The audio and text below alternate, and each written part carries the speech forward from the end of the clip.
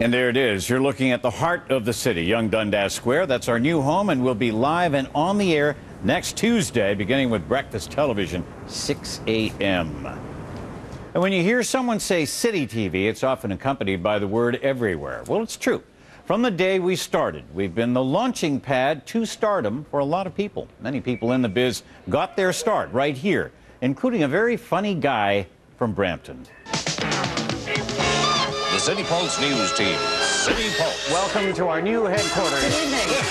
In Toronto. From Dundas Square, this is City TV Everywhere. That's all we need you to do, man. Never. It's good as it is.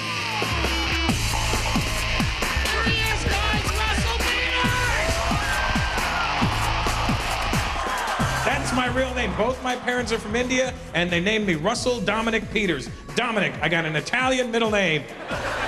Because my parents are from that Italian part of India. How are you? I'm good. How are you? What are you doing here? I'm just talking about when I used to work here. Oh my God, what did you do here? I worked here 15 years ago, pulling cable. Well, it's great to see you. Bye, Catherine. I'm gonna make it up to her. Now, girls scream his name. But before Russell Peters became a comedic rock star, Like, how could I not find clothes in China? Isn't everything made there? there were humble beginnings for the boy from Brampton. I used to work in this area right here.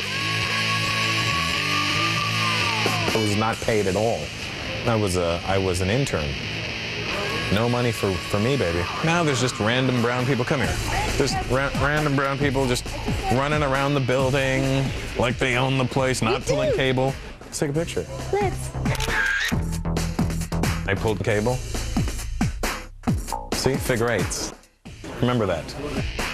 I would always try to get the outside camera guy because then I would always get on TV. You'd see me in the background holding cable like this. And then I would look into the camera always. And Peters doesn't have to sneak into the camera shots anymore. He's now selling out major venues on almost every continent. And when the local funny man appeared here in Dundas Square, just outside the new home of City TV, it was wall-to-wall fans. I always think that we should always have like an Indian ice hockey team. That's what I think we need, you know? I think it'd be dope. They'd be like the Toronto Maple Leafs. I think it'd be incredible. You know, they wouldn't wear helmets. I watch City TV all the time when I'm in Toronto. I like the fact that it's local, it's live. I like that Anne Roxkowski still looks good, and that she has the hardest name to ever pronounce in show business. Peters isn't the only funny man to get his start at City TV. So did this guy.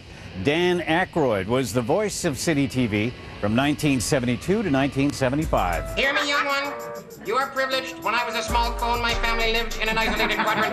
Dan was the original station announcer. That was a year or two before I got here, before they were really even doing news.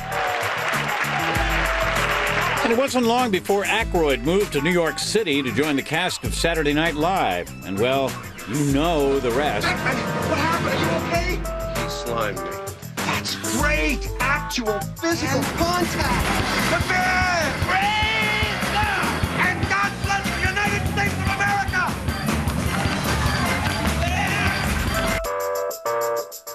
Ivan Reitman, the famous director, worked here. Ivan Reitman was in the original 99 Queen. I remember him producing shows. Why don't you try and get out of it? Okay. And even a young Mike Myers used to stop by City TV from time to time to practice his act. My name is Mike, and I'm from Scarborough. City TV also molded many young journalists who moved on to cover international events across the globe. Bass player Sid Vicious is dead. All you have to do is fill out this card, which comes with Model whose lives have been enriched by a similar Tom Mirapek's works in conjunction of existing cells. Good evening. Our top story tonight, a by-election defeat. You know him as CNN's John Roberts, but we used to call him JD. JD Roberts on Queen Street East, City Pulse. It's almost like City TV is the farm team for CNN. When you look at me and Ali Velshi and Manita Rajpal, I just think that it's the sort of place that gives you the breadth and depth of experience. City Pulse Tonight with J.D. Roberts. My time at City TV really taught me a lot about how to operate in the knockdown, drag 'em out world of international news. An event today in rural Missouri went calmly, but we have seen a lot more heat than light. One reported death threat. Working at City back in those days, you had to do so much of it yourself, and you had to learn how to do it faster, leaner, cheaper. This is so much different now than it was in 1987, 88, and 89 when I was working here. Remember, the wire machine was right about here. It was the summer of 1988. The Seoul Olympics were going on.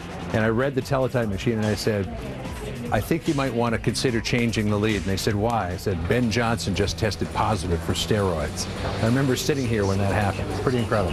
Which is the same as testosterone. Johnson has tested positive for anabolic steroids.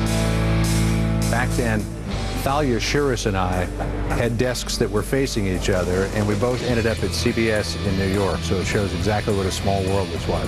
I was in Iraq when Saddam Hussein was caught by the U.S. military, and this newspaper was given to me by a U.S. soldier. Ali Velshi is a unique talent and came to the attention of CNN. They don't already explain society. The Premier said...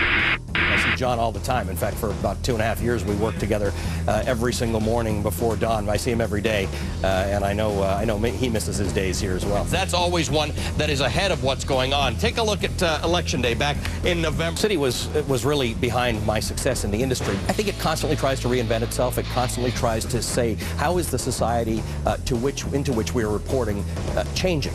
And how can we change to reflect that? How can we even be on the cutting edge of that? And I think that's really important. But not everyone who left City TV moved on to places like New York or L.A. One former weather specialist and star reporter moved here to Queen's Park. The weapons, of course, are not originals. They're $500 to $1,000 replicas. For 23 years, we called him David. David Onley for City Pulse. We missed the brunt of the storm. But now he goes by Your Honor. I, David C. Onley, do swear that I will be faithful and bear true allegiance to Her Majesty Queen Elizabeth II. David Onley's life was changed in an instant when he was named Lieutenant Governor of Ontario. Ladies and gentlemen, the Lieutenant Governor of Ontario, the Honourable David C. Onley. It was 20 minutes before going to air on the July 4th, 2007, and the phone rang. He just simply said, the Prime Minister needs to talk to you. And at that very moment, I thought, okay, the Prime Minister does not call people to tell them they didn't get something. And so I realized that was it. I was about to be asked to be the next Lieutenant Governor. Best wishes as Ontario's new Lieutenant Governor. Tomorrow, stand by for Behind the Scenes at City News. You'll want to see that, too. If you're moving out or heading out of town this long weekend, you couldn't ask for better weather, and Adam Stiles will have your 7-day forecast. That's coming right up. City TV's got a new number, 599-2489, 599-CITY.